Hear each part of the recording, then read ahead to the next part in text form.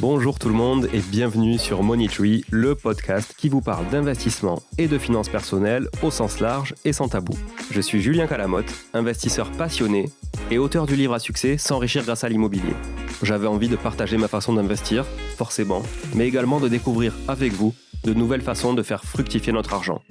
C'est pourquoi j'ai créé ce podcast pour y recevoir des invités qui nous partagent leur savoir et leurs expériences en toute simplicité. J'espère sincèrement que les échanges que je vais avoir avec l'invité du jour vont permettre d'enrichir vos connaissances autant que les miennes. Je vous souhaite une excellente écoute. Dans l'épisode qui suit, vous allez certainement être comme moi charmé par les services de Ça compte pour moi et de tout ce que nous présente Mathieu en matière de comptabilité et de juridique au service des investisseurs. Alors si c'est le cas, j'ai négocié avec Mathieu après l'enregistrement de l'épisode un code promo vous permettant d'avoir un mois offert pour tester l'outil. Alors ce code, c'est Money Tree, pas très compliqué. Il suffit juste de transmettre ce code au chargé d'affaires que vous aurez au téléphone et qui vous recontactera après votre demande de devis. Et vous bénéficierez donc d'un mois offert pour tester tous les services de Ça compte pour moi. Allez, je vous laisse avec l'épisode, ça devrait finir de vous convaincre comme ça m'a convaincu. Bonne écoute. Bonjour à tous, merci encore d'être là sur Money Tree aujourd'hui pour ce nouvel épisode. J'ai le plaisir aujourd'hui de recevoir Mathieu Chauveau. Salut Mathieu. Salut. Comment tu vas ? Ça va très bien, merci. Je te remercie beaucoup de me recevoir dans tes sublimes locaux. Ils sont assez récents, mais pour le coup, vraiment très très sympas, honnêtement. Alors, j'ai pas fait le tour partout, mais je les trouve très très chouettes. Mathieu, tu es le fondateur d'une entreprise qui s'appelle Ça compte pour moi. Ouais. Et ça compte aussi pour moi que tu me racontes un petit peu justement quel est ton parcours et que tu nous expliques un peu la genèse justement de Ça compte pour moi, si tu veux bien te présenter aux auditeurs qui te connaissent pas déjà. Oui, avec plaisir. Merci du coup à toi pour l'invitation également. Je m'appelle Mathieu Chauveau, j'ai 33 ans, je suis expert comptable de formation. Je dirige donc aujourd'hui en effet l'entreprise Ça compte pour moi, qui est un cabinet d'expertise comptable en ligne, qui va faire tout ce que fait un cabinet d'expertise comptable classique, tel qu'on l'entend, c'est-à-dire de la comptabilité, des comptes annuels, des déclarations fiscales, des formalités juridiques, des bulletins de paie, etc. Tout l'accompagnement et le conseil qui va autour. La différence, c'est qu'on fait ça de manière totalement dématérialisée, 100% en ligne, et on a des clients du coup dans toute la France, même si on est tous basés à Toulouse. Et fiers d'y être. Ouais, alors parenthèse sur ça, parce qu'effectivement, je reçois quand même souvent des Toulousains. Alors, je sais pas vraiment la facilité. Peut-être que je me cherche un peu de facilité aussi. Mais c'est vrai que j'adore enregistrer les épisodes en live aussi. C'est toujours plus sympa, on a des interactions. Et même si on sait que beaucoup de business se fait à Paris, il y a quand même du business à Toulouse aussi. Bien sûr. Voilà. On peut parler de tous les sujets. Il y a de l'investissement, il y a de l'IMO, il y a de la compta en ligne, il y a de la start-up.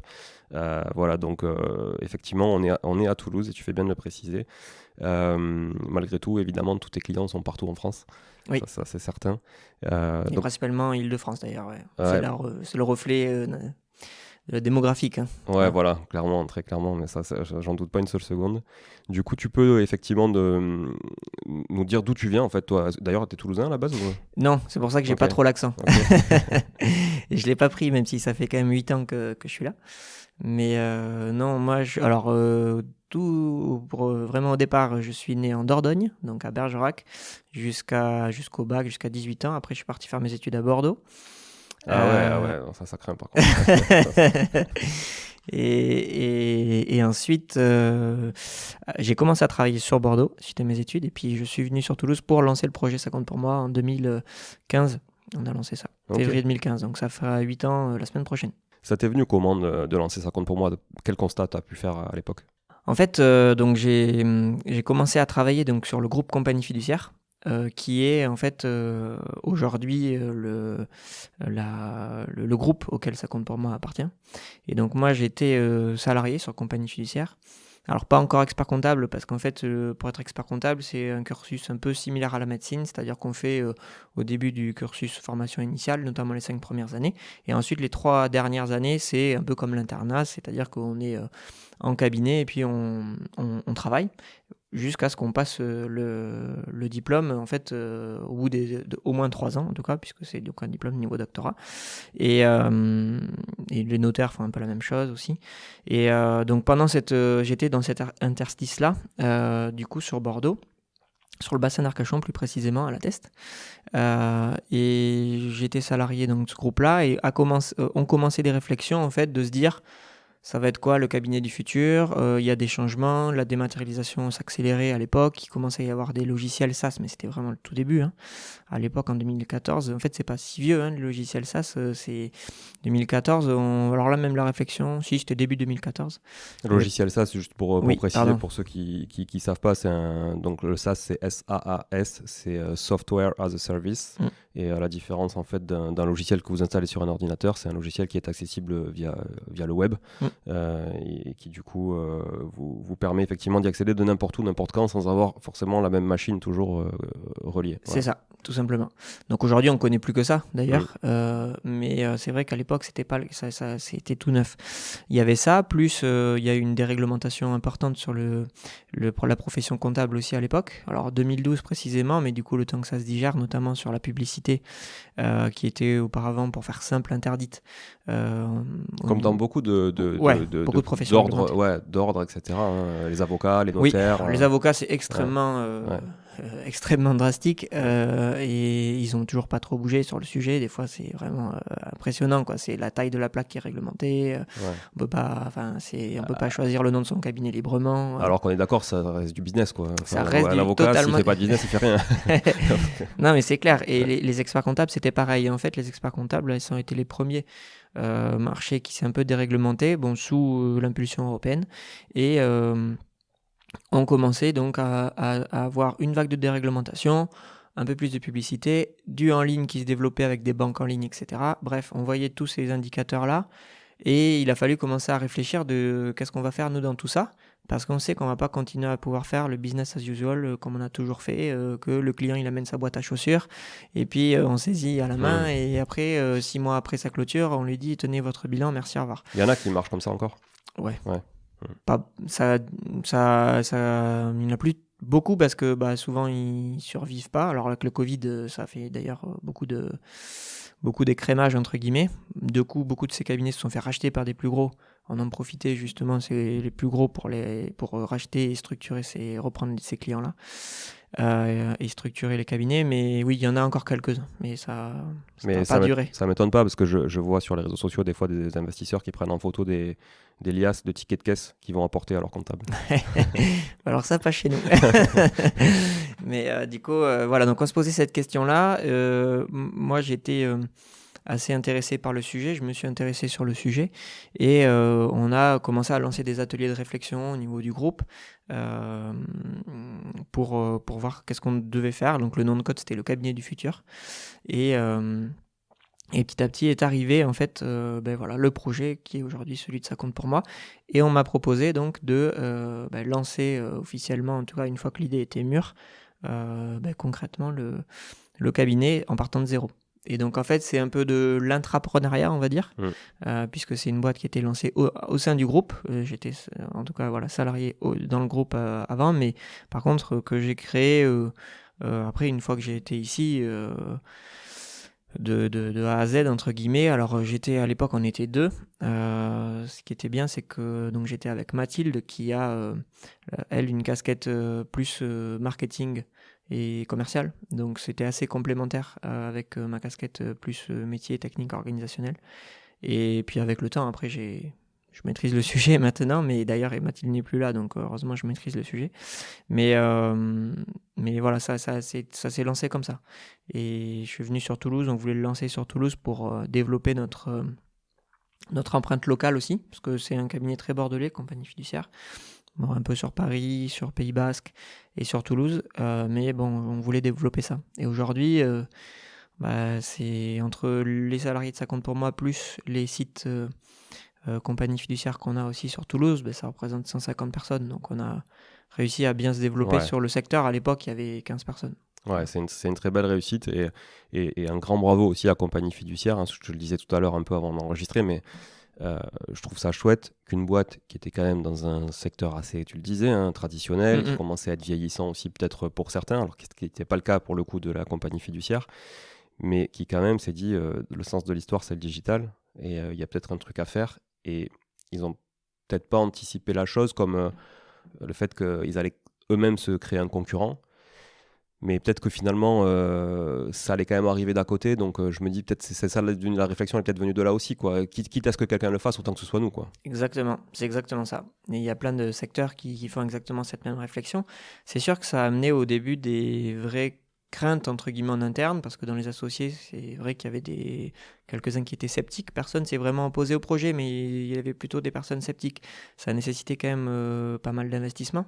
C'est là où vraiment c'est un petit peu la différence que je disais sur l'entrepreneuriat, c'est-à-dire que moi j'ai certes opérationnellement fondé le cabinet, mais par contre voilà, financièrement l'avantage c'est d'avoir l'appui du groupe permet d'accélérer assez vite. Il n'y a pas d'histoire de levée ou quoi que ce soit, on a déjà voilà, les fonds sur place et on a dû développer notamment notre outil qui donc un outil en ligne bien sûr qu'on met à disposition de nos clients qui est indispensable dans notre business et qui nous a pris du temps et donc de l'argent. Donc ça c'était pour ça qu'il y avait quand même des associés en disant bon, on va faire un investissement donc il va falloir que ça réussisse. Il ne faut pas qu'on se pique les clients en effet entre nous, mais en fait le constat il a été assez rapide de voir que c'est pas les mêmes clients du tout. En fait nous on a des clients qui soit ne seraient pas forcément allés dans un cabinet du tout, c'est-à-dire auraient fait leur compte à eux-mêmes ou auraient fait faire au cousin qui a fait un module de compta dans ses études une fois dans sa vie, Ouais. qui en fait il connaît rien. On a tous un cousin qui fait un truc. Voilà, mais là du coup c'est ça, ou la voisine, etc. Bon. Et du coup ça c'est, on en récupère et bon c'est vrai que là les comptas sont un peu en jachère, faut arriver à remettre carré. Mais soit ça, soit des gens qui veulent se débrouiller par eux-mêmes, qui essayent de trouver un logiciel, etc. Et du coup, ça nous permet de récupérer un vrai marché, en fait, qui, dans tous les cas, aujourd'hui, maintenant que le marché est mûr, de la même manière, s'ils n'allaient pas, comme tu l'as dit tout à l'heure, chez nous, ils iraient chez d'autres experts comptables en ligne qui sont développés aussi. On a fait partie des premiers, mais il y en a eu quelques-uns après, mais très peu au final. C'est-à-dire qu'une fois qu'on a pris le marché, on était 2, 3, 4. Maintenant, on est vraiment 3, on va dire, parce que le historique... c'est un petit peu diversifié. Après, on sent que le marché, en fait, il a été vite pris et que personne d'autre a osé trop s'y aventurer parce que c'était un peu tard. Ils ont loupé le coche et donc on a bien fait d'y aller assez tôt parce que ça, voilà, en 2016-17, déjà, le marché était un petit peu pris, même s'il y a quand même de la place, hein, parce que il y a, je sais pas, je crois qu'il y a eu l'année dernière, en 2022, plus d'1 million on a passé le cap du million de création d'entreprises. Donc le marché, il est là, hein, parce que... Et en plus, souvent, ce sont des petites entreprises Totalement. qui effectivement sont, comme tu le disais, hein, j'ai l'impression, plutôt votre cible, Ouais. de gens qui effectivement cherchent à faire des économies, certainement de coûts aussi, et puis cherchent une facilité, une fluidité, parce qu'ils n'ont pas peut-être de grosses aussi contraintes. Je sais pas, c'est quoi la taille de boîte en moyenne que vous avez est-ce que ce sont des salariés? Oui, alors on a beaucoup d'indépendants. Ouais. On en a quelques-uns en effet qui ont des salariés. Je me faisais le ratio hier, tu vois, on a 20% qui ont des salariés. Donc Okay. ça fait quand même 80% d'indépendants. Ouais.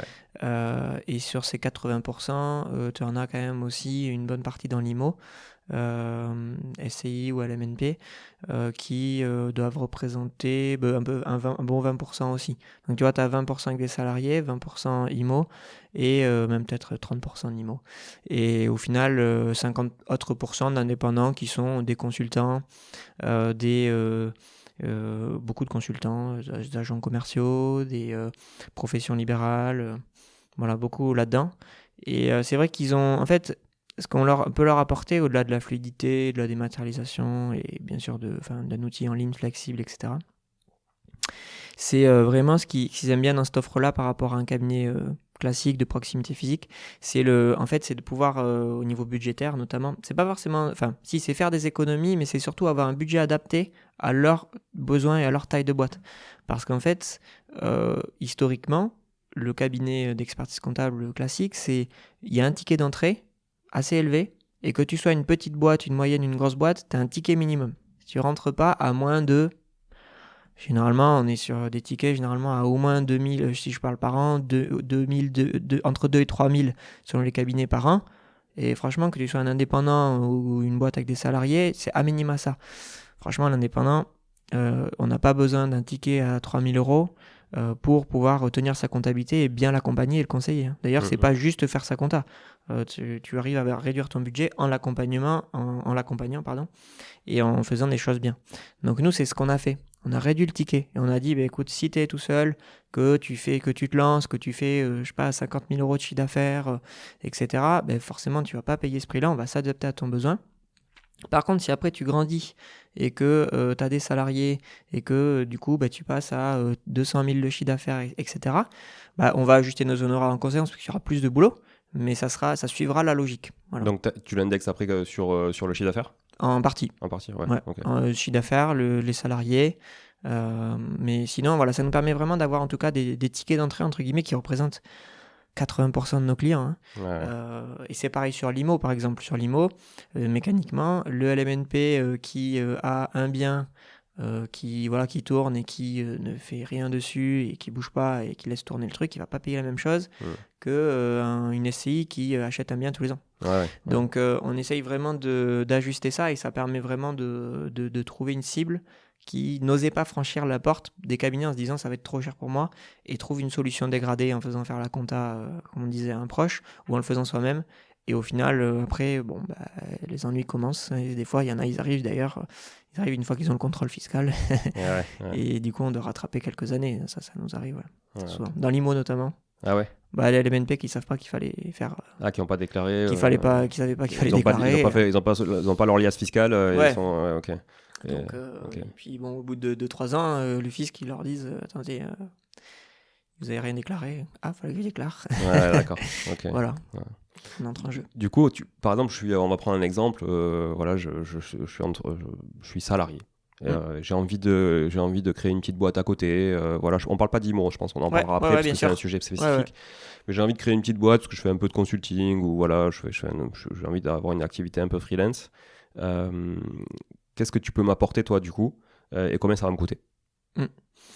Alors, si c'est sur un business prestat de service comme ça, nous, on a des tarifs assez normés et très clairs pour justement que tout le monde puisse s'y retrouver. Donc là, tu vois, c'est 79 € hors taxe par mois. Et là, avec ça, en fait, tu vas avoir déjà toutes tes obligations comptables et fiscales qui vont être remplies. Donc, bien sûr, tu vas avoir ton bilan comptable, ta liasse fiscale qui va avec, la déclaration d'IS, la déclaration de TVA, si tu es en tout cas en TVA simplifié. Donc annuel ? Ouais, annuel. Si après on a des déclarations mensuelles, là il y a un petit supplément parce que forcément il y a plus de boulot. Mais sinon, donc, tu as toutes tes obligations de base.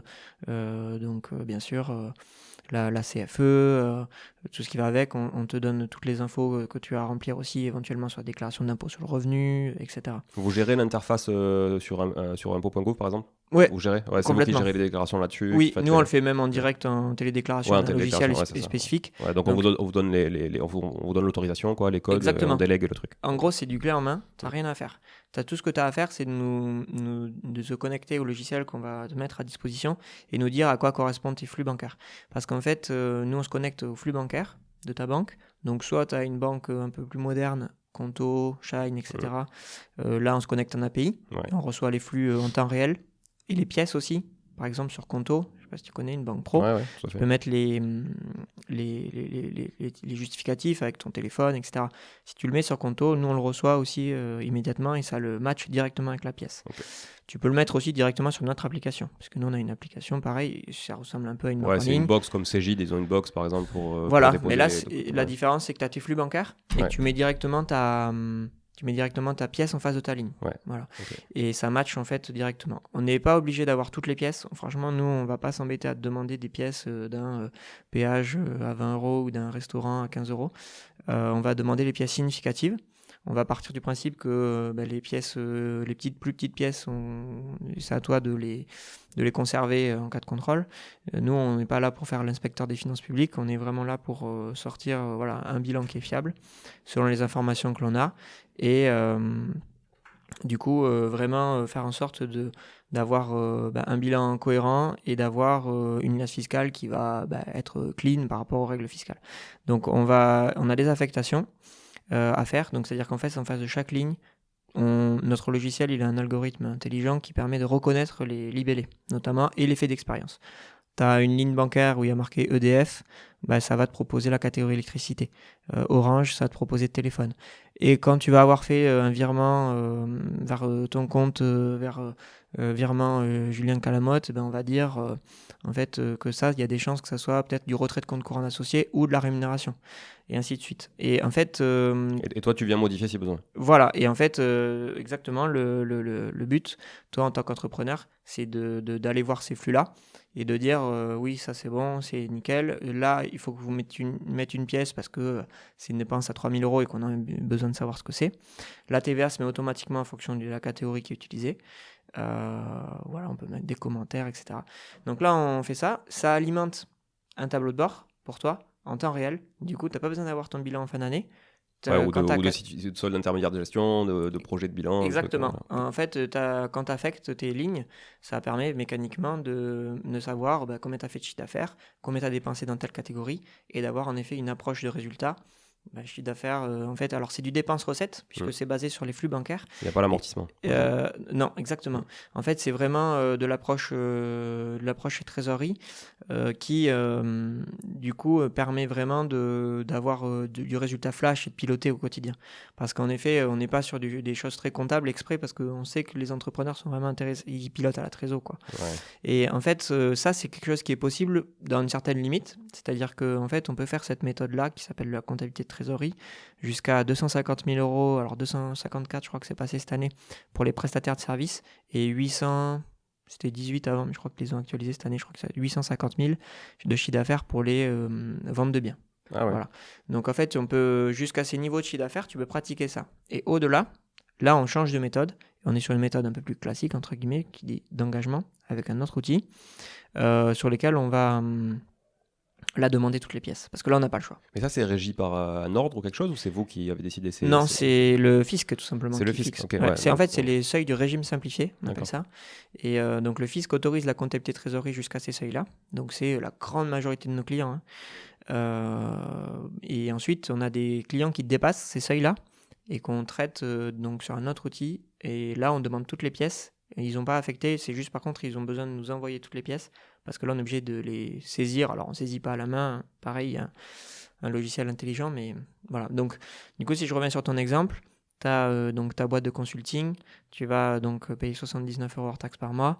Derrière, tu vas avoir ton bilan, accès à cet outil, tes déclarations fiscales, tout est clean, tu n'as rien à faire, tu t'occupes de rien et tu sais que tu es en règle, que tout va être nickel.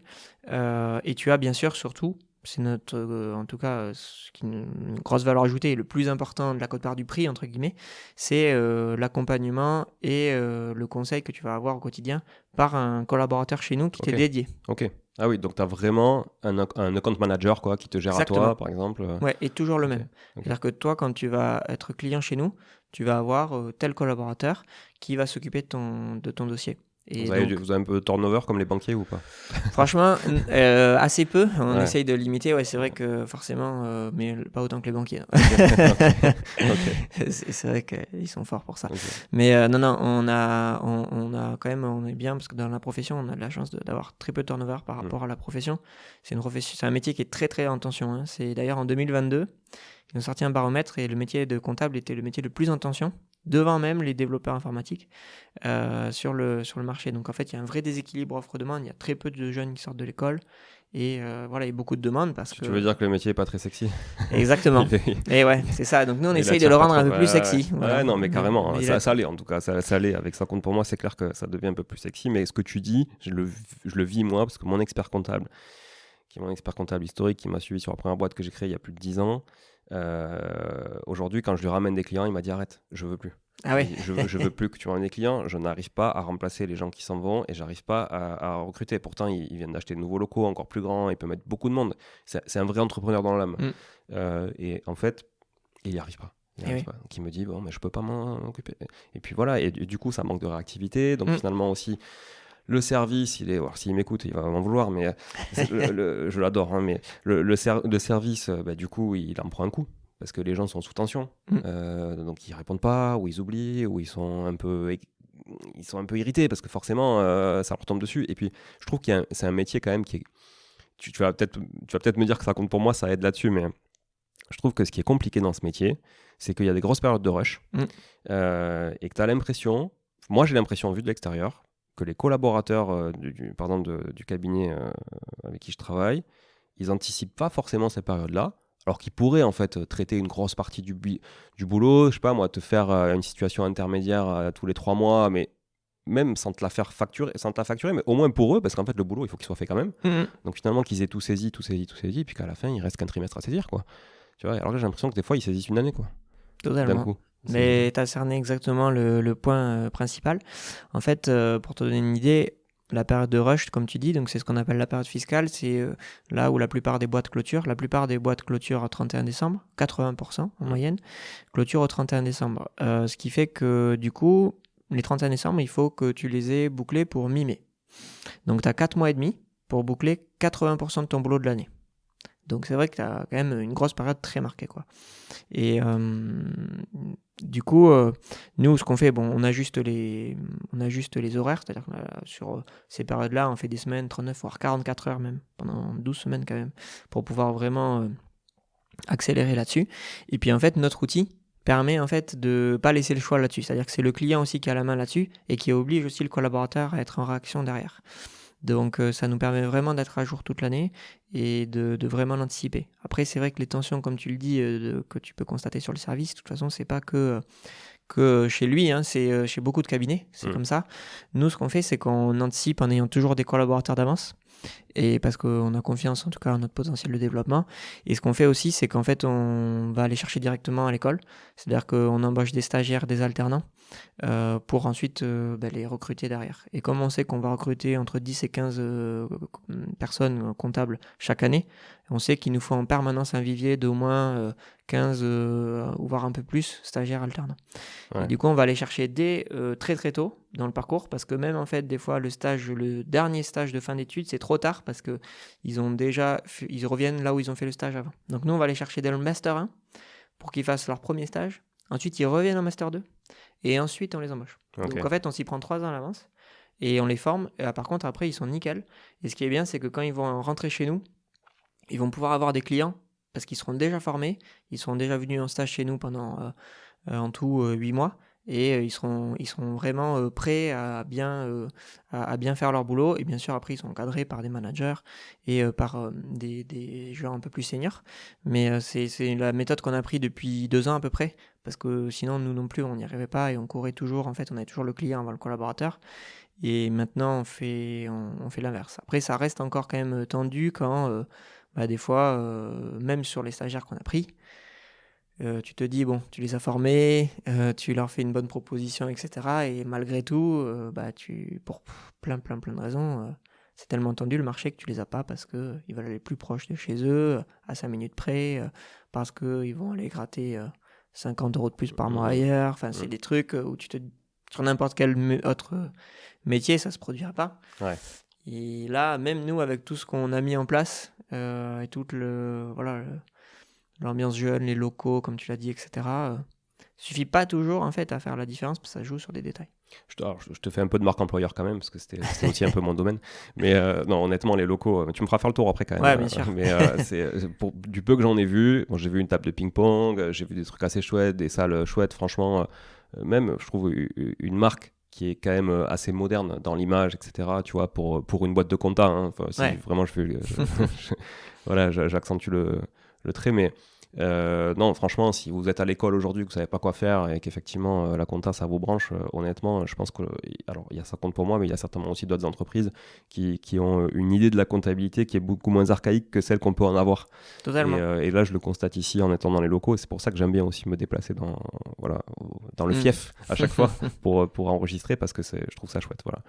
On va parler un peu d'immobilier si tu veux bien, parce que je sais que c'est un sujet qui t'intéresse, hein. Tu me disais tout à l'heure que du coup tu écoutais des podcasts, donc on salue Mathieu Stéphanie parce que tu écoutes La Martingale, on salue aussi Jérémy Nabé sur Ça fait un bail, tu m'as dit que tu écoutais le podcast, donc on leur fait un petit coucou. C'est des podcasts évidemment que j'écoute et sur lesquels je suis passé, donc je ne peux que vraiment confirmer que c'est des choses intéressantes, en tout cas en termes de valeur délivrée.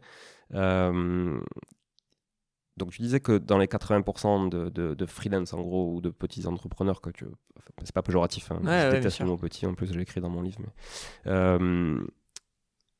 parmi ces 80%, tu avais une bonne partie d'IMO. Qu'est-ce qu'aujourd'hui tu peux apporter à un investisseur immobilier qu'un comptable traditionnel, on va appeler comme ça, ne pourrait pas apporter, que je sois en LMNP, au réel évidemment, parce que c'est tout l'intérêt, voilà, ou que je sois en SCI, à l'IR comme à l'IS. La première différence déjà, c'est que on a beaucoup de clients de ce type-là. Donc on a vraiment une vraie, je dirais pas peut-être une spécialité parce que ça serait un petit peu prétentieux de dire ça, mais on a une vraie connaissance du sujet. Donc on a une vraie connaissance des enjeux et ça c'est quelque chose qu'on a développé beaucoup pendant le Covid parce que je pense que le sujet de l'IMO s'est beaucoup aussi développé, a pris encore un petit bond supplémentaire avec le Covid, les gens s'y sont intéressés, etc. Et on commençait à investir pour certains post-Covid, en plus quand les taux étaient bas, l'IMO était pas trop haut, donc c'était une bonne période. Et en fait, on a, nous, sorti beaucoup de choses là-dessus, de simulateurs, moi, je fais beaucoup de contenu, je fais pas mal de contenu sur LinkedIn, moi, principalement. Et voilà, on a sorti beaucoup de choses là-dessus. Et en fait, en effet, on a eu quand même une bonne vague à ce moment-là d'investisseurs IMO qui nous ont rejoints. Donc ça nous a permis vraiment de bien connaître le sujet, de bien creuser parce qu'on avait vraiment tout bien étudié. Je fais assez souvent des lives par exemple sur quel statut choisir pour son investissement locatif. Et donc vraiment la première chose ça serait ça, et c'est typiquement, comme on connaît bien le sujet, c'est de savoir dire justement à quelqu'un qui ne se serait pas fait accompagner jusqu'à présent, parce que c'est aussi, on en parlait un petit peu tout à l'heure, des fois c'est juste, ils ont fait une formation avec le CPF ou ils ont lu un livre, fait un peu rapidement, et du coup ils pensent qu'ils ont la méga bonne idée, etc. Et en fait, c'est pas toujours la bonne. Donc, par rapport à leur projet. Donc, nous, on va pas bien sûr parce que c'est pas notre métier, les accompagner sur quel bien choisir, etc., parce que ça c'est des gens comme toi qui le font très très bien, totalement. Et d'ailleurs, je trouve que c'est très très important, ce que je te disais tout à l'heure. Moi, je trouve ça génial parce que pour moi, c'est un sujet qui est pas un sujet à prendre à la légère, qui est un vrai métier. Et nous, là où on va pouvoir apporter, par contre, c'est de dire, est-ce que le statut fiscal, tu vois déjà, est-ce que c'est LMNP, est-ce que c'est SCI, est-ce que même c'est pourquoi pas revenu foncier, parce que tu as des travaux, etc. Donc il faut déjà, il y a un vrai accompagnement là-dessus. Ensuite, une fois que tu es là-dessus, il faut quand même aussi être sûr de faire les bons choix. Typiquement, nous, on a des fois eu des LMNP qui n'avaient pas décomposé forcément leur immeuble. Alors, petite parenthèse technique, du coup, technique comptable fiscale, c'est qu'en fait, quand tu achètes un bien, donc notamment en LMNP ou en SCI à l'IS, tu vas pouvoir amortir ce bien. Donc, tu achètes ton bien 100 000 et tu l'amortis, je fais un truc très simple, sur 20 ans, ça veut dire que tu vas amortir 5 000 euros par an, tu fais des charges à hauteur de 5 000 qui se déduisent de tes loyers et qui permettent de diminuer ton résultat fiscal. Sauf que tu peux, c'est pas aussi simple, parce que en fait, on peut faire ce qu'on appelle de la décomposition de l'immeuble. Déjà, il y a une cote par terrain, tu es un petit peu obligé de sortir, parce que c'est pas un petit peu, c'était totalement obligé, parce que l'administration fiscale ne tolère pas l'amortissement du terrain. Ça représente quoi en moyenne, en proportion ? Nous, ce qu'on fait, c'est qu'on a une règle assez simple, c'est qu'on prend 15% sur toute la France, sauf 20% en Île-de-France. Ok.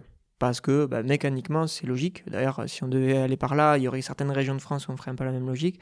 Pourquoi ? Parce qu'en fait, le prix de l'immobilier est plus élevé en Île-de-France.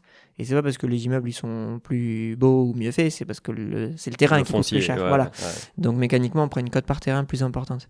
Bon, on pourrait pousser d'ailleurs, même potentiellement, tu vois, on passe de 15 à 20, ça serait même au moins le double. Parce que typiquement, je crois, entre Toulouse et Paris, tu es au double. Oui, et si tu es dans une ville de 500 habitants dans la Creuse, potentiellement, tu pourrais diviser par deux. Mais exactement. Bon, après, tu rentres dans une usine à gaz. Voilà, c'est ça. Donc nous, on fait un truc assez simple qui est toléré par l'administration fiscale. On le sait parce qu'on a eu des contrôles et que ça passe bien comme ça.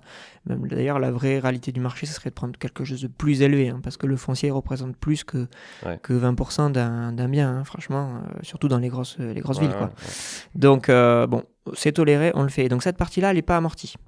Et ensuite, sur le reste, on décompose entre le gros œuvre, les agencements, les installations. Donc, en gros, on va découper donc la partie gros œuvre, ça c'est assez facile à identifier. Après, il y a toute la partie peinture, sol, etc. Et ça, même quand tu achètes et que tu n'as pas fait de travaux ? Oui, Ouais. même quand en fait, là, ce qu'on prend, c'est qu'on prend des codes-parts forfaitaires aussi.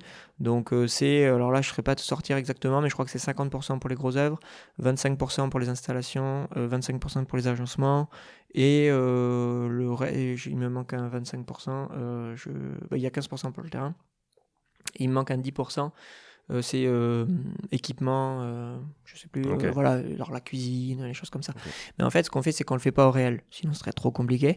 On le fait forfaitairement, voilà, comme ça. Et ensuite, une fois qu'on a découpé ça, eh ben, chaque composant va avoir une durée d'amortissement différente. On va amortir le gros œuvre sur beaucoup plus longtemps, mécaniquement, que les agencements qu'on va renouveler plus Parce que rapidement. ça va moins s'abîmer. Exactement. Logiquement. Donc ça, c'est la logique. Et qu'est-ce que ça permet fiscalement? Ça te permet d'optimiser parce que tu vas amortir plus fort les premières années, parce que tu vas, au lieu d'amortir, notamment, enfin, toute la partie hors gros œuvre va s'amortir très rapidement parce qu'on est sur du 10-15 ans. Ok. Et du coup, tu amortis plus fort au début et moins fort sur la suite. C'est-à-dire qu'au global, tu vas amortir pareil, mais tu amortis plus fort au début. Et à quoi ça sert d'amortir plus fort au début? Typiquement, tu es en LMNP.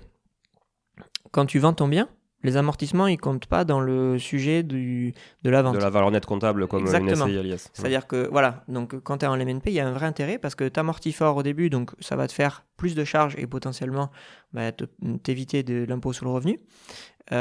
Et si tu vends ton bien au bout de 10 ans et que tu avais amorti fort, ça t'a permis en fait d'amortir fort. Et quand tu vends ton bien, de toute façon, ta plus-value, elle est calculée sur prix de vente moins prix d'achat. Peu importe combien tu as amorti. Donc au final, ça a un vrai intérêt de faire ça. Et ça, du coup, tout le monde ne le sait pas. Et quand tu fais ta compta soi-même, tu n'as pas les bons montants. Tu sais pas qu'on peut le faire. Tu amortis ton truc un peu à l'arrache, entre guillemets, désolé pour l'expression, sur 30-40 ans. Et puis voilà. Alors, c'est...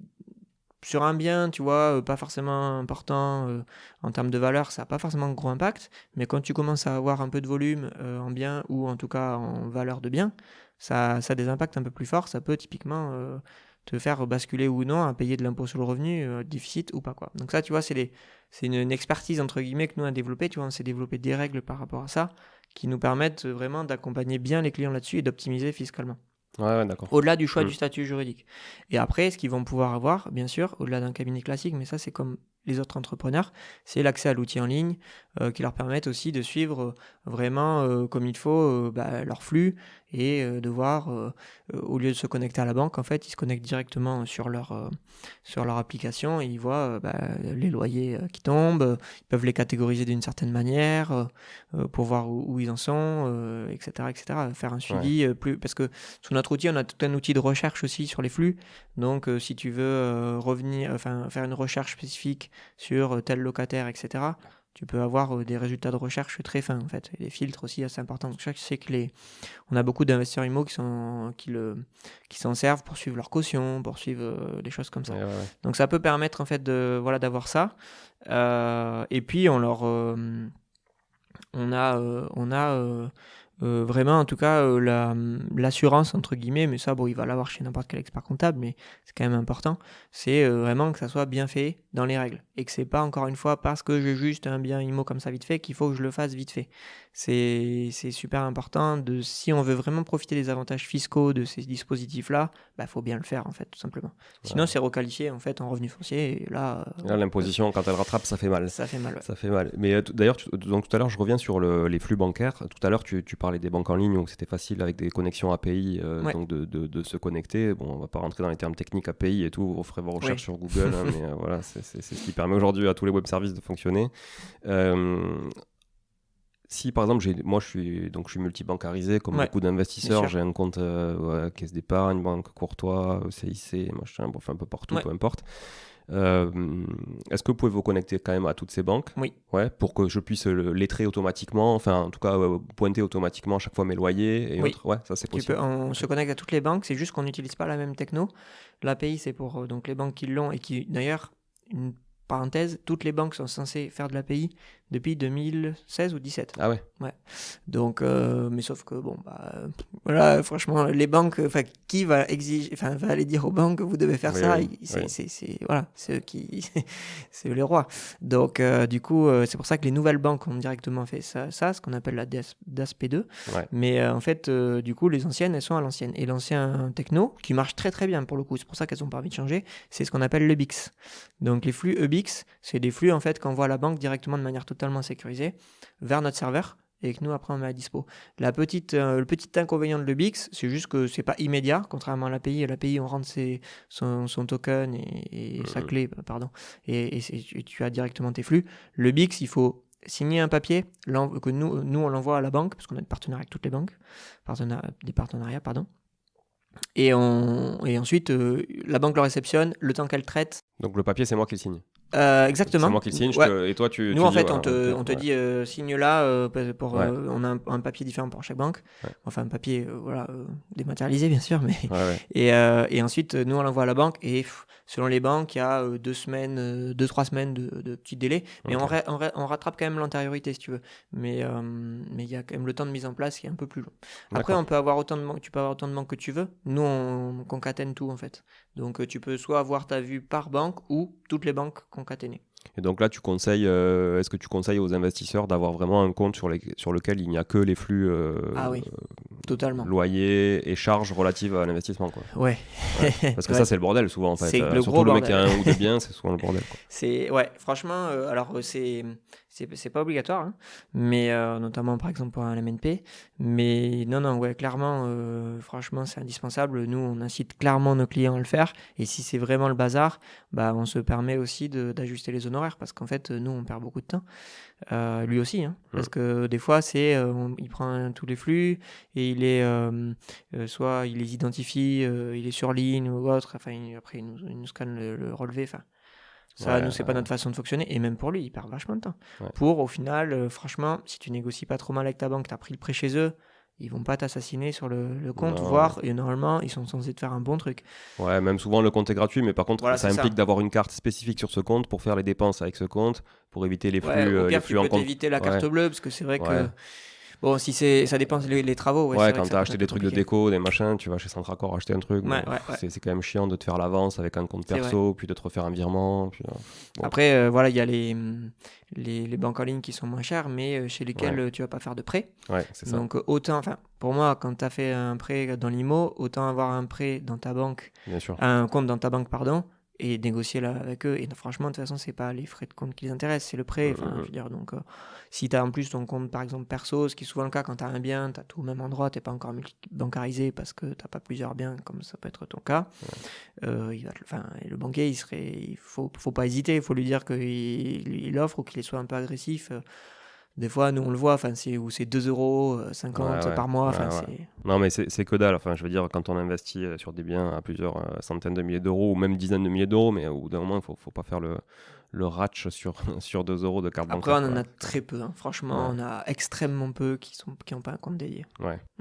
Quitte à avoir un compte, parce que des fois, ça leur fait peur de dire mais ils vont me mettre un compte pro. Non, vous pouvez avoir un compte particulier. Hein. Ouais, sur du LMNP, c'est pas un souci. Sur la SCI-LIS, c'est plus complexe. Oui. Mais sur LMNP ou même SCI-LIR, où il n'y a pas les mêmes obligations, pas de problème. Ok. Et du coup, combien ça me coûte en LMNP si j'ai un bien, 2 biens, 3 biens, 4 biens, 5 biens? Ouais, alors nous, sur le LMNP ou SCI, c'est la même chose. Okay. C'est 49 €. Ce qui n'est pas forcément le cas dans un cabinet d'expertise comptable. Voilà. Pardon, je t'ai coupé, c'est combien? 49 €. Okay. Nous, c'est par contre, c'est tous les mêmes. Et après, ça va évoluer en fonction... Par mois, je précise. Oui, par mois, pardon. Ils sont là pour gagner de l'argent quand même aussi. Hein. C'est 49 € par an. ouais, et encore une fois, ce qui est important, c'est l'accompagnement qu'il y a derrière. Et puis... Et ensuite, on est, quand tu as un peu plus de biens, c'est assez simple, c'est 5 € par mois par bien supplémentaire. Ok, donc 49 €, c'est hors taxe? Oui. 49, on récupère pas la TVA, donc c'est vrai. Donc 49 €, donc on est à peu près à 60 €, quoi, on va dire, à TTC. Ça, c'est par mois à l'année, et donc vous occupez absolument de toute la comptabilité, le conseil, le suivi, le tableau de reporting et l'établissement du bilan de l'IS fiscal. Exactement. Vous faites la déclaration de l'IS fiscal. Oui, et on te dit combien déclarer combien reporter dans quel cas sur ta déclaration de revenus. Qui reprend les déficits sur les 10 dernières années, j'imagine. Exactement. Oui, c'est vrai qu'on n'en a pas parlé de ça. Il y a une autre spécificité technique très importante sur le LMNP aussi. Ouais, c'est la variable d'ajustement du déficit. Les déficits reportables et les amortissements reportables. Et ça, c'est très complexe. Hein. Ouais. Ce qu'on appelle l'article 39C du CGI. Donc là, si je fais la parenthèse là-dessus, c'est encore une fois, et là, mais on a vu plein qui les ont pas reportés, hein. C'est qu'en fait, tout à l'heure on a parlé des amortissements. Si tes amortissements sont supérieurs à ton résultat de base, c'est-à-dire que tu génères un déficit, l'intégralité de ces amortissements vont pas être déduits l'année même. C'est-à-dire qu'en gros, quand avec tes amortissements classiques, tu aurais un déficit, je dis une bêtise, de moins 5000, mais il va y avoir tout un calcul. Alors là, je te passe vraiment les détails, parce que même, nous, on a tout automatisé, parce que c'est imbuvable le truc. Tu as une réintégration partielle de ces amortissements qui va te faire tomber finalement qu'à moins 1000 ou peut-être à 0. Souvent, ça tombe à 0 selon ta typologie de charge. Et ces amortissements-là, certes, tu les déduis pas cette année, mais tu peux les reporter sur les années suivantes. Donc, il faut les suivre. Et ensuite, deuxième phénomène différent, tu as les déficits. Les déficits que tu vas générer, imaginons que tu as réintégré des amortissements, mais tu as quand même un déficit de moins 1000. Mais ce déficit de moins 1000, il est aussi reportable en avant sur tes futurs résultats à l'MNP. Donc en avant, en fait, le jour où tu vas générer un bénéfice, d'abord tu déduis tes amortissements éventuellement que tu avais reportés. Et si tu as encore du bénéfice, tu peux imputer tes déficits dans la limite de 10 ans, en effet, comme tu l'as dit. 10 ans glissant, donc ça veut dire si aujourd'hui je crée 1000 de déficit aujourd'hui, lui il est valable pendant 10 ans. C'est ça. Par contre, les amortissements, c'est sans limite. C'est pour ça qu'on met les amortissements en priorité. Et là, c'est pas une règle, c'est juste que c'est plus intéressant de le faire. Et du coup, tu peux jouer sur cette variable, sur par exemple des travaux, soit tu peux les passer en charge. Oui. C'est ça, direct pour créer du déficit instantané, soit tu peux les passer en amortissement, tout ou partie en amortissement, c'est Exactement. ça en fonction de la fiscalité que tu vas te choper dans 1 an, 2 ans, peut-être 3 ans, c'est ça. Donc il faut avoir un peu une vision à moyen terme, quoi. Exactement. Et là, encore une fois, voilà, il y a 3 sujets techniques vraiment sur l'IMO, d'un point de vue fiscal, et d'où l'intérêt de se faire accompagner. C'est vraiment la décomposition, le suivi des amortissements et le suivi des déficits. Ouais. Et ça, ça peut pas s'inventer. Et comme on disait tout à l'heure, c'est un métier en fait, hein. Et nous, nous-mêmes, on a vraiment beaucoup travaillé le sujet et pour qu'on soit vraiment optimisé au maximum. Et en fait, on a automatisé avec nos outils tout un tas de choses qui fait que quand on clôture un bilan, on sait exactement la disposition idéale entre ces 3 leviers-là pour vraiment t'optimiser fiscalement ton truc. Et ensuite, on te délivre ton résultat en disant, tu reportes ça sur ta déclaration de revenus, tu as encore tant de déficit, tu as tant d'amortissements à reporter, et ainsi de suite. Ouais, tu mets tel montant dans telle case, et après, tu n'as plus qu'à faire ça. Donc, tu as tout lu clé en main, encore une fois, comme on disait tout à l'heure. Ouais. Ok, bon, chouette. Donc, 49 € hors taxe, 5 € par bien supplémentaire par mois. La différence avec certains autres confrères ou avec des outils en ligne qui existent sur le sujet, c'est que nous, sur les biens supplémentaires, on rajoute juste un prix mensuel, alors que souvent la plupart rajoutent un forfait. Le fait de racheter un bien, ils te disent c'est genre plus 200 € one shot au moment de l'achat du bien, et ça augmente aussi ton forfait. Nous, on a simplifié, on n'a pas ce forfait one shot en fait. On est juste sur du mensuel de l'abonnement. Que tu arrêtes à tout moment, on l'a pas dit tout à l'heure, c'est sans engagement. Tu peux l'arrêter à tout moment sans préavis, pas de problème. C'est un abonnement. Ok. Et du coup, sur la SCI à l'IS, donc tu disais même coût. Moi, j'avais l'impression que c'était un peu plus complexe à gérer qu'une LMNP, mais au final, non. Franchement, pas du tout. Parce que les comptables ont l'air de te faire croire que oui, parce qu'ils sont plus à facturer la même chose qu'une boîte plutôt qu'un LMNP. Franchement, pas de différence. Hein. Ok. Non, pas de différence fiscale. Même comptable, franchement, non, pas de différence. Okay. Ça dépend après de la SCI, parce que par exemple, si c'est des locaux pro et que tu as de la TVA, il y a juste la TVA à gérer en plus. Ouais. Mais bon, si c'est de l'habitation. Donc là, c'est un forfait que vous facturez en plus pour la gestion de la TVA ? Non, si c'est en annuel, pas de. Ouais, pas de si c'est en annuel, ok. Mais si c'est en trimestriel ou en mensuel, oui. Après, c'est assez rare les SCI qui sont en TVA. Ouais, c'est vrai. Bon, déjà qui ont de la TVA, et puis soit c'est des très grosses SCI qui sont en mensuel potentiellement, qui ont des locaux importants, mais c'est pas rare. Ok. Y a un truc dont on n'a pas parlé, c'est la partie juridique, parce que je ne sais pas si les gens qui nous écoutent font la différence. Bon, la compta et le juridique, c'est quand même 2 choses différentes au final. Donc par exemple, le juridique, tu peux nous expliquer ce que c'est, mais ça va être les PV d'AG, la clôture des comptes, enfin l'approbation des comptes, etc. Tout ça, c'est quelque chose qui est inclus ou c'est quelque chose que vous facturez à côté ? Oui, ça c'est en plus. Okay. En effet, c'est à l'année, parce que en fait, chaque année, tu choisis ou pas si tu veux le déléguer ou non. C'est pas dans l'abonnement en fait. Et là, on a un tarif spécifique parce que c'est pareil, on fait pas le même prix que pour une entreprise classique. Pour les SCI, c'est, si je dis pas de bêtises, c'est 240 € par an. Ok. Toujours hors taxe, hein, tu parles. Oui. Okay. 240 € une fois par an, et du coup là tu as en effet tu remplis ton obligation légale d'approuver tes comptes, de faire le PV d'assemblée générale qui est afférent, et de le déposer au greffe. Et c'est même potentiellement, même si on fait moins cher parce que souvent il n'y a pas de distribution de dividendes, etc. Mais c'est potentiellement un peu plus complet parce qu'il y a toujours le rapport de gestion à faire dans la SCI, alors qu'il n'y ait plus à le faire sur en tout cas notamment les petites boîtes, les SASU, etc. Donc au final, c'est un peu plus complexe entre guillemets juridiquement de clôturer une SCI annuellement, juridiquement, qu'une petite boîte. Mais pour autant, on fait un tarif adapté aussi parce que on sait que c'est pas les mêmes enjeux au niveau juridique parce que soit on a un déficit, soit on est en famille, ou soit, enfin voilà, c'est... D'ailleurs, SARL de famille, vous les gérez aussi ? Ouais, totalement, bien sûr. C'est vrai qu'il y a la SARL de famille aussi, alors qui fiscalement fonctionne exactement comme un LMNP. La différence, c'est que tu es en société, en famille. Ouais, donc là, pareil, même forfait, 49 €. Exactement, même forfait, ouais. Quand c'est de l'IMO, en fait, c'est le... Et alors, admettons que j'ai un besoin de faire un PV d'une AG exceptionnelle pour l'acquisition d'un bien sur une SCI, par exemple, où j'ai plusieurs actionnaires. Et donc, est-ce que ça, vous le gérez, du coup ? C'est quoi ? C'est du one-shot à chaque fois, vous facturez vos besoins ? Ouais, c'est one-shot. Ouais. On peut le faire aussi, ouais, c'est one-shot. Là, je pourrais pas te dire le tarif, mais on va être à peu près dans le même tarif que pour une AGOA, à peu près. Mais ouais, c'est one-shot. Oui, ou des fois, il y a besoin de faire un PV pour la banque, par exemple, quand tu débloques ton emprunt aussi. Pour l'emprunt, exactement. Quand effectivement, il y a des cautions notamment solidaires ou des choses comme ça, enfin exactement. personnelles. Oui. Ça, on s'en occupe. De toute façon, tout ce qui a trait de près ou de loin à des juridiques, de la comptabilité ou de la paye, pour n'importe quelle entreprise, on le fait. Il y a des secteurs qu'on ne fait pas, mais qui sont un peu plus spécifiques. La paye, c'est quoi votre fee là-dessus, votre tarif là-dessus ? Là, c'est très variable parce que ça va dépendre du secteur d'activité, du nombre de salariés. Mais c'est du coup... on va dire le prix du bulletin, c'est alors, en tout cas pour les plus petites boîtes, c'est 26 € par mois. Et après, ça va être dégressif selon le nombre de. Ça va descendre à 24 au bout de 5 salariés, ainsi de suite.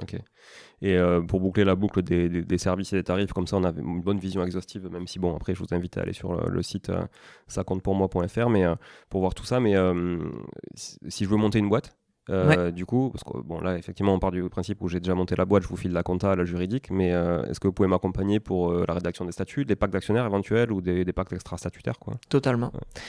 Ça c'est quelque chose qu'on fait beaucoup. On a beaucoup de créateurs d'entreprises, nous, dans nos clients. Donc si tu veux, on crée en moyenne je pense une 30aine de boîtes par mois. Et en fait, là, on a... en tout cas, sur le tarif, c'est 399 € hors taxe, toujours, one shot. Et là, en fait, tu as un rendez-vous projet, déjà, avec un expert pour savoir exactement quel est le statut juridique qui va être adapté. Et on rentre dans tous les détails. Le statut juridique, le capital social, le siège social, l'objet, la date de clôture, les options TVA, IS, enfin, tout ce qui, souvent, d'ailleurs... certains créateurs sont un peu perdus parce qu'ils disent mais il y avait tout ça à choisir. Et quand tu remplis je crois que c'est quoi, M0, non ? Quand tu remplis ton formulaire M0, là, effectivement, tu te retrouves sur tous les régimes de TVA. Waouh, t'as intérêt d'être bien équipé quand même. Donc il y a tout ça, il y a déjà, et puis souvent, la plus grosse partie de la discussion, c'est quel est le statut juridique le plus adapté. Il faut que tu fasses une SASU, une URL, dans l'IMO, c'est pareil, il y a les sujets. Donc donc il y a toute cette partie-là, qui est un peu le plus gros pour moi de la valeur ajoutée vraiment. Et après, il y a bien sûr toute la partie juridique de la rédaction des statuts avec d'éventuelles clauses en effet particulières. Et on a une juriste, je dis une parce que c'est que des filles aujourd'hui, qui accompagne l'entrepreneur pour savoir quelles sont les clauses les plus adaptées pour lui. Et après, on peut aller assez loin, mais là, ce qu'on fait, c'est qu'on a de l'interprofessionnalité, puisqu'en fait, au niveau du groupe CF, on a d'autres verticales. On a un cabinet d'avocats, on a un cabinet de gestion de patrimoine, et on a un cabinet d'audit, cabinet de transactions financières, bref, on a plusieurs choses, mais c'est principalement avocats et gestion de patrimoine avec qui on travaille, et notamment avocats. Ils peuvent intervenir sur des choses un peu plus spécifiques, comme tu as dit tout à l'heure, le pacte d'actionnaires, ou des fois d'autres choses qui pourraient être, quand il y a des sessions d'actions, en bloc ou autre. Là, on fait appel aussi à eux pour intervenir, parce que ça nécessite vraiment, on trouve l'expertise d'un avocat, et nous, on est vraiment comme j'ai dit tout à l'heure, enfin moi c'est vraiment en tout cas dans mon état d'esprit de dire chacun son métier et l'idée c'est d'aller chercher le meilleur de chaque métier quoi. Donc vraiment ça peut arriver qu'on fasse appel à l'avocat. Ouais, mais très juste, très juste. Voilà. Tout comme sur l'IMO, s'il nous conseille sur quel bien acheter, on va lui dire on va lui dire d'aller te voir d'ailleurs. Ouais, merci. Venez voir Artae Immobilier pour l'investissement, quand même partout en France et même à l'étranger, au Portugal, à Montréal. Mais bon, il y a une interdiction maintenant, pour parenthèse, pour les étrangers, en tout cas hors citoyens et résidents permanents, d'investir à Montréal pendant 2 ans, depuis le 1er janvier, parce que ça a été un peu n'importe quoi. Notamment les Chinois sont beaucoup venus au Québec investir, et donc du coup, ça a foutu le bazar et ça a fait monter les prix. Donc le Premier ministre a dit stop, les étrangers, vous ne pouvez plus acheter. Mais bon, on vous accompagne quand même, on a des combines pour ça. Voilà, puis on est en train de regarder aussi d'autres pays, dont le Maroc. Voilà, on est en train de nouer des partenariats. Bref, c'est pas du tout le sujet du jour, mais je ferai un épisode là-dessus au pire. Moi, il y a un truc qui m'intéresse. Après, on prendra un peu le temps quand même pour que tu nous parles de toi aussi, comment t'investis aujourd'hui, est-ce que t'as pu faire à titre personnel. Mais avant ça, vous avez des marchands de biens dans les clients ? Ouais. On est marchand de biens, effectivement. Il y a une complexité aussi sur les marchands de biens, avec surtout ceux qui font plusieurs projets par an avec des régimes de TVA différents. Oui. Donc ça, vous pouvez le faire aussi. Là, on peut le faire. Pour le coup, par contre, là, on n'est pas sur les tarifs IMO classiques. Ouais. On est sur les tarifs plutôt d'une boîte classique, en fait. Ouais. Et là, pareil, c'est un forfait. C'est un forfait. Là, on fait, pour le coup, sur les marchands de biens, il y a certains secteurs, et ça en fait partie, où là, on fait en effet sur devis, parce que selon la spécificité, comme tu l'as dit, ça change beaucoup de choses s'il y a de la TVA ou non. Parce que si c'est que de l'habitation de plus de 5 ans sans TVA classique, on va dire, qui est de l'achat-revente assez rapide aussi, que tu gardes pas le bien en location, etc. Ouais, si t'es hors champ de TVA, ça passe. Voilà, si ça, c'est pas un problème. Si tu rentres dans la TVA sur marge, ça devient plus compliqué. Et quand tu manipules à l'intérieur de la même boîte plusieurs projets, en effet, où à la fois il y a par exemple des marchands de biens pro et des marchands de biens habitation, ou il y en de la division avec une maison ancienne ou du terrain neuf. C'est ça. Là, ça devient plus complexe. Mais on peut faire. Mais en effet, on ajuste et on voit. Là, on étudie vraiment le projet pour savoir, pour être sûr de pouvoir bien accompagner en effet la personne. Et ça change tous les ans. Ouais, en plus, en fonction des typologies de projets de la boîte. Donc, et c'est ça qui est assez complexe à suivre. Mais bon, généralement, après, il y a... Nous, ce qu'on a, en tout cas, ils sont assez réguliers, on va dire, sur leur typologie, surtout sur l'habitation. Et pas trop de découpe. D'accord. Donc ça, en fait, c'est pas les plus complexes, en effet. Ok. Bon, très chouette. On pourra s'en reparler. Peut-être que j'avais des besoins sur le sujet, notamment sur une des boîtes de marchands. Cool. Est-ce que tu peux... Alors, tu as l'air quand même d'être assez calé en IMO, tu vois, d'aimer ça en tout cas. Est-ce que tu peux nous dire ce que tu as fait, toi, du coup, de ton côté, sur la partie patrimoniale ? Ouais, moi, j'en fais pas assez à mon goût, en tout cas. Comme je te disais tout à l'heure, par manque de temps, franchement, c'est une vraie problématique de temps à dédier à ça. En fait, moi, ce que j'ai fait, c'était plutôt des choses par opportunité et par... la force des choses entre guillemets, c'est-à-dire que alors mon premier truc en fait, c'était mon ancienne résidence principale quand j'étais donc sur le bassin d'Arcachon. J'avais du coup une maison que quand j'ai bougé sur Toulouse, je l'ai conservée et je l'ai mis en location. Alors au début je l'ai mis en location parce qu'en fait je m'étais dit et on est plutôt sur un investissement patrimonial. Donc l'investissement patrimonial qui je savais qu'en fait ça allait prendre de la valeur. Typiquement par contre c'est sûr que c'est pas une opération de rendement puisque c'est quelque chose sur une maison, c'est pas là où tu as les meilleurs rendements, hein, clairement, surtout avec beaucoup de mètres carrés. Mais par contre, clairement, en termes de patrimoine, notamment sur cette région-là, ça te permet vraiment de faire une opération patrimoniale que c'est un bien que j'y tiens encore, hein, donc c'est pas encore acquis, mais je sais que la valeur de marché aujourd'hui par rapport à la valeur d'acquisition quasiment fait x2 en 8 ans. Ok. Tu vois. Donc il y a un vrai... En gros, aujourd'hui, c'est la valeur des terrains. La valeur du terrain vaut plus que la valeur de la maison à l'époque. Donc du coup, là, il y a une vraie opération. Alors ce que j'ai fait là-dessus, c'est que historiquement, c'était de la location classique, location nue. Après, j'ai tenté de faire de la location saisonnière Airbnb, pas terrible. Ah ouais. sur une maison comme ça, en fait, parce que bon, il n'y a pas de piscine, et en fait, je pense que c'est un gros critère sur cette région-là. Comme même il y a l'océan et la mer, il y a les lacs, il y a tout ce que tu veux, mais ça reste quand même un critère. Et c'est une maison qui est même assez grande, donc je pense que c'était pas forcément bien dans la cible du marché. J'ai essayé un été, et comme, pour moi, j'ai pas rempli l'été, ça veut dire que c'était pas... Enfin, autant louer à l'année, parce que... Si tu veux, le prix de la semaine, c'est à peu près le prix du mois en location à l'année. Ouais. Mais si je loue pas tout l'été, ça veut dire que ça vaut pas le coup. Ouais. Et louer pour 3 jours et tout, ça m'intéresse pas, c'était que la semaine. Donc ça n'a pas marché, du coup j'ai gardé le meublé, mais maintenant je le loue en meublé à l'année. Ok. Donc tu arrives à louer une maison, une grande maison en meublé sans problème, quoi. Ouais, franchement ça se loue assez bien, assez vite. Franchement, bon, enfin, la rentabilité n'est pas exceptionnelle, mais ça te couvre complètement. Enfin, moi, ça s'autofinance totalement, s'autofinance le prix de la taxe foncière, etc. Et encore une fois, tu vois, on parlait des projets d'IMO tout à l'heure. Là, c'est clairement pas un projet pour faire du cash, c'est un projet patrimonial. Ouais. Et au final, à la sortie, je vais gagner potentiellement plus que ce que j'avais fait à tout prix du rendement sans plus-value. C'est la différence, j'insiste souvent là-dessus dans mes séminaires notamment que j'anime, c'est la différence entre rendement et rentabilité, quoi. Exactement. Voilà, c'est ça. Ça n'a rien à voir, et effectivement les gens confondent un peu tout. Ouais. Et il y a 2 façons de gagner de l'argent, instantanément ou plus tard. Ouais, c'est ça. Donc là, c'est ça. Et l'avantage maintenant, en plus, comme je l'ai en meublé, du coup, alors c'était une SCI que j'avais à la base. Et là, j'ai transformé en SRL de famille depuis que je passe en meublé.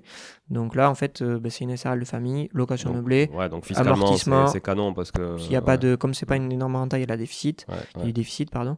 Et à la sortie, j'aurai la plus-value des particuliers qui va s'appliquer. Donc pas une énorme imposition parce que tu as un abattement pour durée de détention. Je pense que je vais pas tarder à le vendre quand même, mais je pense que ça va pas trop tarder. Je pense que quand le locataire la partira...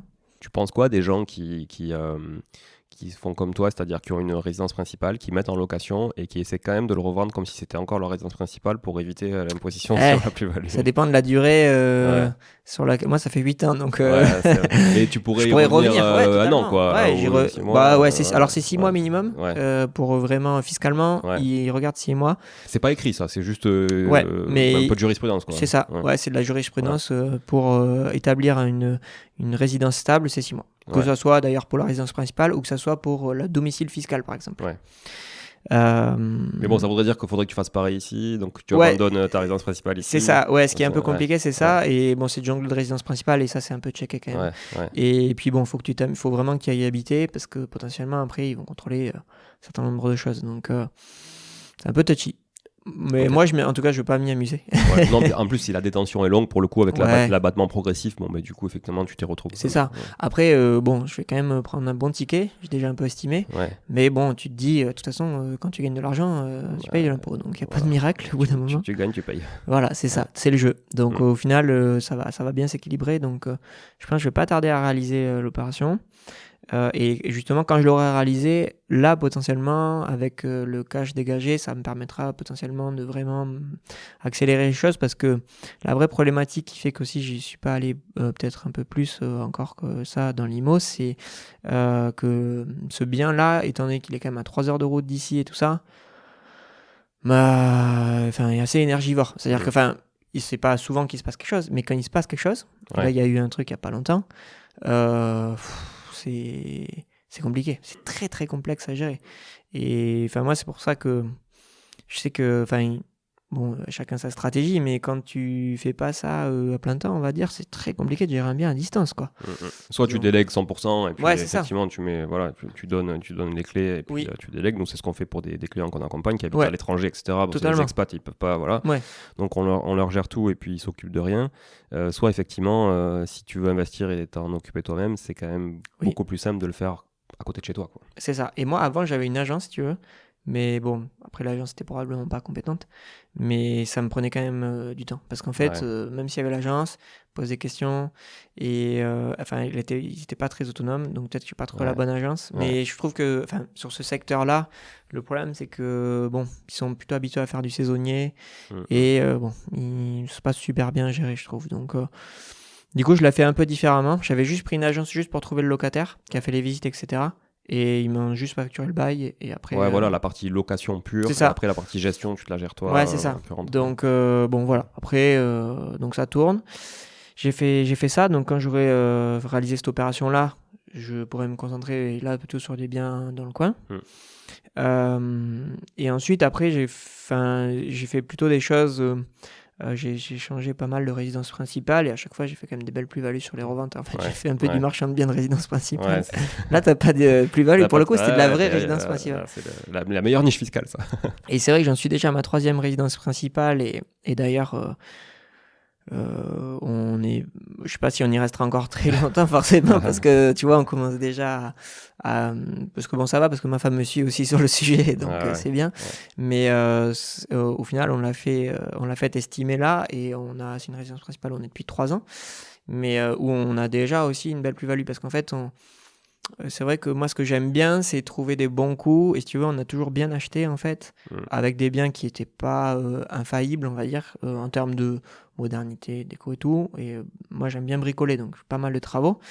Et du coup, tous ces travaux, plus les petites mises en avant que tu peux voir sur le bien en te disant, mais en fait, ça, il ne met pas en valeur, alors que tu peux faire un bon truc là-dessus, font que voilà. Après tu achètes au bon moment aussi. On a acheté c'était pendant le Covid, où là pour le coup sur un bien d'une valeur un peu importante, qui fait que c'était un peu plus compliqué parce que notamment sur Toulouse tu avais un certain nombre de Airbus, etc. Ils ne savaient pas trop ce qui allait leur tomber sur la tête, donc tu avais un peu une l'attentisme. De l'attentisme sur les biens importants, pas forcément sur l'immobilier courant, et sur les biens importants. Et ce qui fait que le prix baissait un petit peu, on a bien négocié le truc. En plus, je l'ai passé en direct parce que je l'ai trouvé en direct alors qu'il avait potentiellement une agence, mais en fait, je suis tombé sur le bien et je suis passé le voir. Je suis passé le voir, je l'ai proposé, enfin, il savait pas trop qu'il fallait faire, et puis bon, on a bien baissé le prix. Donc bon.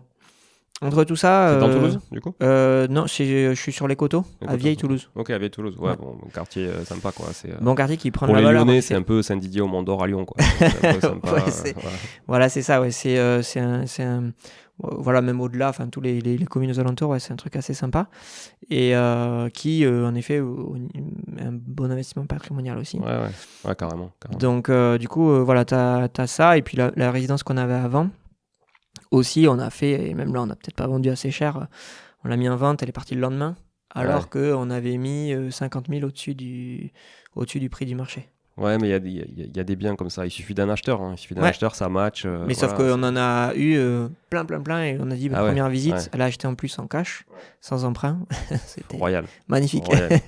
Donc après, voilà, on a fait. Il vaut mieux que ça se passe comme ça et que tu regrettes peut-être de ne pas avoir pris 10 ou 24 plus. C'est ça. Que ça prenne 3 mois. Ouais, totalement.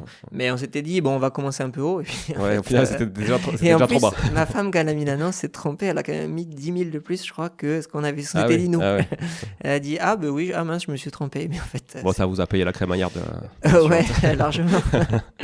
Donc voilà, bref, on a en fait. Disons que ma relation à l'IMO, elle s'est faite un peu comme ça, plus par des résidences principales. Cette résidence principale que j'ai gardée, que je loue. Et puis après, c'est de l'IMO pro, typiquement ici, là. Ouais. Ici, et là, là, c'est pas les mêmes investissements, c'est pas les mêmes enjeux. C'est clair. On est plusieurs. Il y a les associés du groupe. Mais, là, c'est pied du métro. Vraiment à 2 minutes à pied si vraiment on marche lentement du métro. Royal, il y a du parking souterrain, non ? Parking souterrain, c'est tout neuf. Ça fait 3000 m2 le bâtiment qu'on a entièrement. Du coup, ce bloc, c'est vous, et à côté, c'est Régus. Oui. C'est boîte de cowork, ils ont acheté les murs aussi. C'est ça, oui.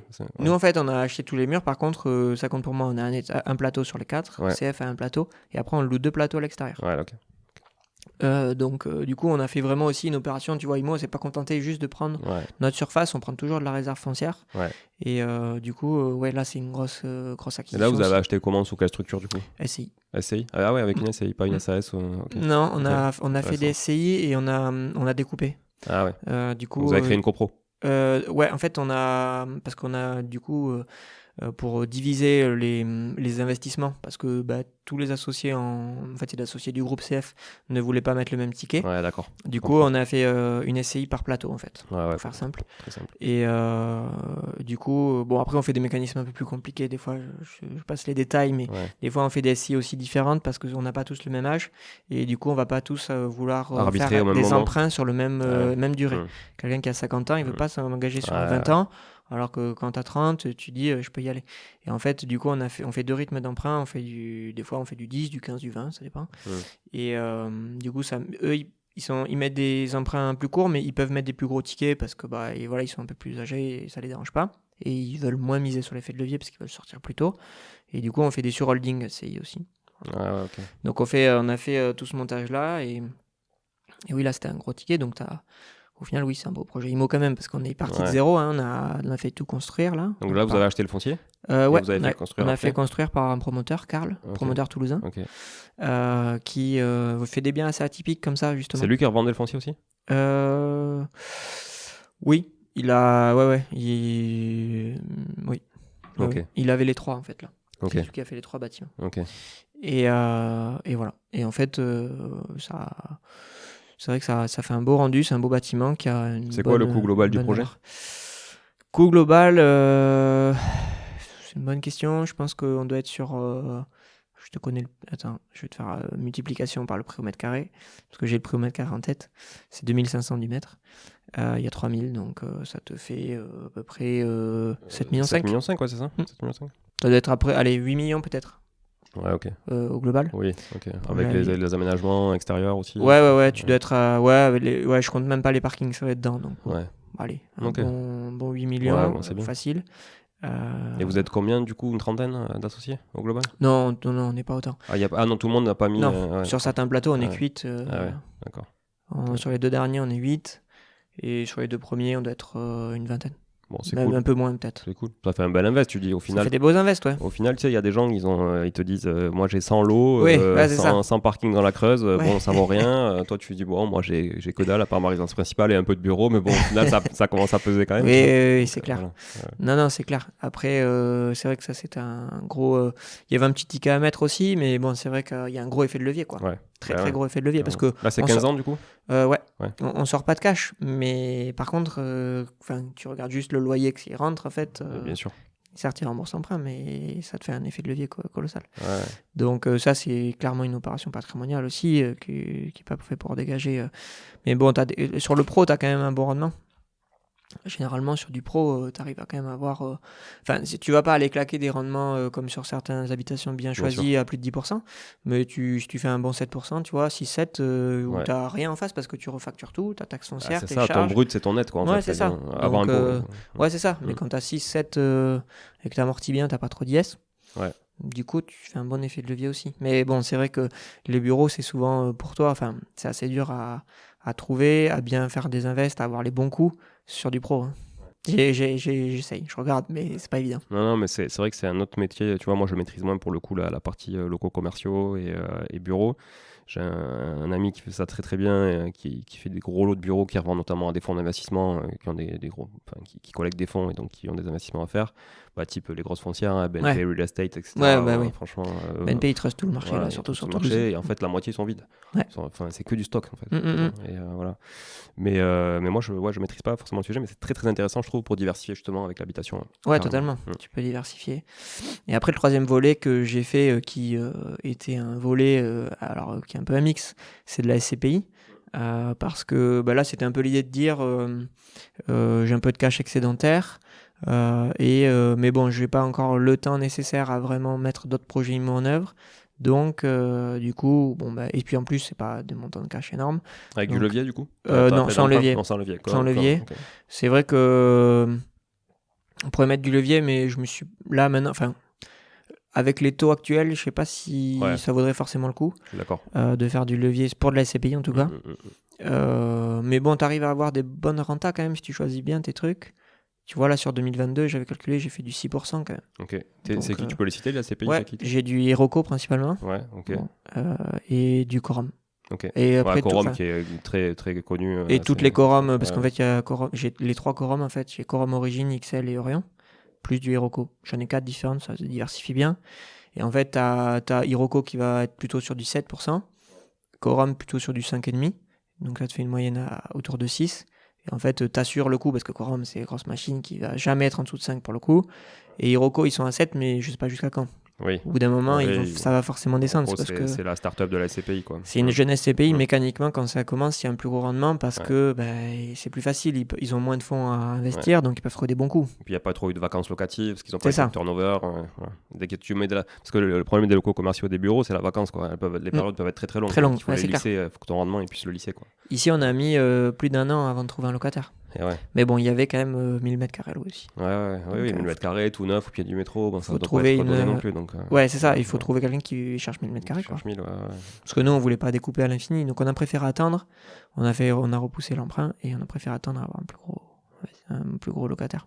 Bon, mais très chouette, hein, franchement. En tout cas, bravo pour tout ce que tu as fait faire. Déjà, pour ce que tu as fait de ça compte pour moi, ça c'est clair. Je pense que ça a inspiré plus d'une personne pour aller challenger son expert comptable. Et donc, à mon avis, ça va faire quelques visiteurs sur le site. Donc, ça, c'est plutôt. Ouais, ce qu'on n'a pas dit tout à l'heure, c'est que pour donner une visibilité un petit peu aussi là-dessus, ça compte pour moi, c'est on doit être à 4000 clients, je pense, aujourd'hui, pour donner un peu des métriques, pour ceux qui ne connaîtraient pas. 4000 clients et on est 80, un peu plus, 85 personnes. Ouais. Donc, tu vois, vraiment, on met justement le paquet pour avoir du monde pour s'occuper de ces clients-là. Et voilà. Et ça, c'est en horizon, enfin, ça fait à peu près 6,5 millions de chiffre d'affaires. Ouais, donc c'est solide, il y a de l'assise. Voilà. Et voilà, c'est pour donner en tout cas le périmètre d'intervention qu'on a, quoi. Mais très très intéressant en tout cas. Merci beaucoup Mathieu. Est-ce que tu veux ajouter une dernière chose pour les auditeurs qui nous écoutent et auditrices parce qu'il y en a beaucoup aussi? Écoute, si en tout cas si ça vous intéresse, je vous invite en effet à aller sur le site de Ça compte pour moi pour notamment en tout cas toute notre partie contenu parce qu'on a un blog et on a comme je disais tout à l'heure beaucoup de guides et de simulateurs, beaucoup de simulateurs IMO notamment. Pour rebondir sur le sujet IMO, on a des simulateurs par exemple pour choisir entre SCI, IR ou IS. Dernière question. On a des simulateurs pour par exemple si tu lances un projet LMNP, voir combien il va te rester à la fin. On a un simulateur pour et arbitrer justement sur la LMNP aussi entre micro ou réel. Je les oublie, mais on en a plein. Après, au-delà de l'IMO, on en a d'autres. On a à choisir entre SS et SRL. On a se verser des rémunérations ou des dividendes. Voilà, on a plein. On aime bien sortir ça. Et si ça vous intéresse aussi, suivez-moi sur LinkedIn. Mathieu Chauveau, tout simplement. CHAUVEAU. Ouais, exactement. Et merci. Et du coup, là, je publie du contenu 2 fois par semaine. Sur tous ces sujets-là. C'est toi qui le fais ou Zone Community Manager? C'est moi qui le fais, ouais. Non, c'est moi qui fais. Et après, au niveau Community Management, on a aussi des comptes assez actifs sur Instagram. Et là, on se lance sur TikTok aussi. Okay. Et sur TikTok, on a tourné un certain nombre de vidéos. C'est moi qui les ai tournées justement sur du contenu très cool. Assez technique sur tous ces sujets-là. Donc, si ça intéresse les gens, je vous invite à voir tout ce contenu-là. C'est à votre disposition. Parfait. Merci encore Mathieu. Merci à tous encore une fois d'être là, d'être présents. Vous êtes de plus en plus nombreux. Ça va. Moi, ça me fait plaisir parce que ça me motive vraiment à recevoir des gens vraiment comme Mathieu, voilà, qui ont des parcours inspirants et puis qui proposent aussi des services qui qui apportent de la valeur, qui créent de la valeur évidemment, parce que c'est le but de tout business, mais qui apportent de la valeur à vous tous finalement, que vous soyez entrepreneur et même si vous êtes salarié, vous avez tous peut-être une petite boîte, etc. Et vous avez des besoins forcément d'accompagnement sur ces sujets-là. Donc on a bien compris que Ça compte pour moi, vraiment, on pouvait vous accompagner là-dessus. Voilà, n'hésitez pas à partager l'épisode autour de vous parce que c'est vraiment important, c'est ça aussi qui fera connaître Ça compte pour moi, mais aussi qui fera connaître le podcast. Donc vraiment faites-le, j'insiste à chaque fois, mais c'est très important et je vois vraiment que quand c'est fait, ça booste aussi les écoutes et c'est vraiment chouette. Ça me permettra aussi de monétiser un peu la chose et d'aller chercher un sponsor. Peut-être Ça compte pour moi d'ailleurs, il faudra qu'on en discute avec ton service marketing et com, mais ça peut être intéressant aussi de se faire confiance là-dessus. Mais voilà, c'est un objectif aussi pour moi sur 2023 pour que je puisse un peu déléguer parce que ça bouffe du temps. Ouais. Et j'adore ça. Et c'est le problème parce que j'adore ça, mais ça bouffe du temps. Donc en fait, plus j'adore ça, plus ça bouffe du temps. Et c'est comme ça. Merci encore à tous d'être là. Ciao Mathieu, à très vite du coup. Ciao, merci. Hop, avant d'écouter le closing de l'épisode, et je sais que vous êtes nombreux à apprécier cette petite musique, je vous rappelle que du coup, j'ai négocié avec Mathieu, après l'enregistrement de l'épisode, un code promo pour que vous puissiez bénéficier d'1 mois offert, de sorte à tester tous les services de Ça compte pour moi. Et si, comme moi, vous avez été après l'épisode convaincu de ce que ça peut vous apporter en matière de comptabilité et de juridique sur toutes vos sociétés, immobilières ou non, SCI, LIS, LMNP, SARL de famille, etc., sur tous vos besoins en la matière. N'hésitez pas du coup à tester l'outil. Le code, c'est Money3. Vous n'avez qu'à le transmettre au chargé d'affaires qui vous contactera après que vous ayez fait une demande de devis que vous pouvez faire très simplement sur le site. Et n'hésitez pas à nous faire un retour évidemment sur l'outil quand vous l'avez testé. Je suis fortement preneur de tous les feedbacks des outils que vous utilisez. Donc n'hésitez pas vraiment à me faire ce retour. Voilà, à très vite. Je vous laisse évidemment avec l'outro, donc le closing de cet épisode. Et puis je vous dis à très vite dans quelques jours pour la prochaine capsule. Ciao, ciao.